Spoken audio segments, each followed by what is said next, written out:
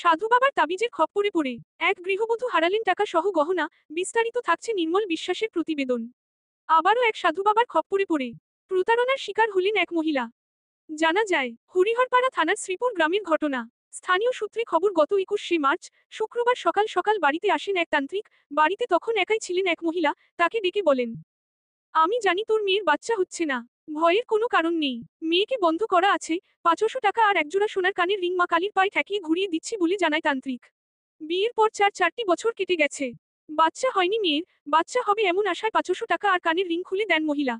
নগদ টাকা আর সোনার রিং হাতে পেয়েই চম্পট দেয় অসাধু তান্ত্রিক। এই ঘটনায় চাঞ্চল্য ছড়িয়েছে এলাকায়। পুলিশ তদন্তে নেমেছে। বিস্তারিত ভিডিও চিত্রে ইন নিউজ লাইভ এক্সক্লুসিভে। বলেন যে ওই আমি ওখানে ধরো রাস্তায় যাচ্ছি, আমি ফুল তুলতে যাচ্ছি। আমাকে বলছে, কাকিমা কেমন আছেন? তা আমি বলছি, আমাদের দেশের ছেলে হয়তো। আপনি চিনেন না? চিনতে পারেনি, 15 বছর পর সর্দি খেতে আসলাম। তা বলছে আমাকে, তা বলছি তাহলে চিনতে পারেনি, বাবা কেমন ভালোই আছে। তা কাউরি বাচ্চা না হলে কিন্তু আমি ওষুধ দিদা বলছে। তা বলছি তাহলে আমাদের বাড়ির কাছে তো 2 লাখ বাচ্চা হয়েছে না। তা বলছি তাহলে ওষুধ বাবা দেও। এদের বা তাই বিলে আমি বাড়ি গেছি, সেই ফাঁকা ধোকা কানে এখানে বসাইলে চলে গেছি। আমার বাড়িতে এসে কি বলছিল? দিয়েছে, বলছে ওই কানে একটা কানের লাগবে, কানেরটা দিয়ে ওই মা কালী সোনার, হ্যাঁ মা কালী থানের ওই কানেরটা দিয়ে সিঁদুর থেকে লিসে আপনার মেয়ের কপালে দিবেন, তাহলে আপনার মেয়ের বাচ্চা হবে। আর 3টে, একটা সায়া, একটা ব্লাউজ, নতুন কাপড় লাগবে দিয়ে ওই বলে আমাকে বলছে আপনাকে বাড়িতে আপনার কারাকিট করতে হবে। তা আপনি একটা বাড়ি থেকে ঢেল নিয়েছেন গা, একটা মাঠ থেকে ঢেল নিয়েছেন কথা বলে আমাকে। যে আমি বাবা মাঠে ঢেল আনতে গেছি, যে ওকে তখন বলছে লোকটা কইলে তো বলছে ও আমার কানে নিয়ে চলে গেল। কজন এসেছিল ওরা? একজন নীল রঙের নুমি পরে আছে। নুমি পরে এসেছিল? কাছে কিছু ছিল না? কাছে কিছু ছিল না, কিছু ছিল না, না ব্যাগপত্র কিছু নাই। যে যাদের বাড়ি নিয়েছে তার নাম কি? দীপক হালদার। দীপক হালদার। কি কি নিয়েছে? একটা কানের আর 500 টাকা। আপনার নাম? আমার নাম জয়ন্তী। সামনে ওলি আসলে লিসা হ্যাঁ, বাড়িতে তোমার বাড়িতে বসালো দিয়ে? হ্যাঁ, দেখি বলছে যে তোমার বাড়ি মন্দ করা আছে, তাই তোমার বাড়ি ঠিক করতে হবে। কিছু করতে হবে। আমার ব্যাপারে হয়েছিল, বললাম, বলার পরে হ্যাঁ তোমার বিটিকে নষ্ট করা আছে, তোমার বিটি ই করাইতে হবে। সে একটা কানের দিকে। কতদিন ধরে আপনার বিটির মেয়ের বাচ্চা হচ্ছে না?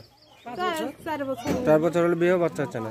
তাই এরকম বললো, বলার পরে তখন বললো সে একটা তোমার কানের লাগবে, কানেরটা মায়ের থানে লিগি মায়ের কপাল থেকে পা পর্যন্ত ঠেকে নিয়েছি, তোমাকে এখনই দিয়ে দিচ্ছি, আমার মেয়ের বাচ্চা হয়ে যাবে। আর একটা নতুন কাপড়। কোথায় মা বলতে গেলে?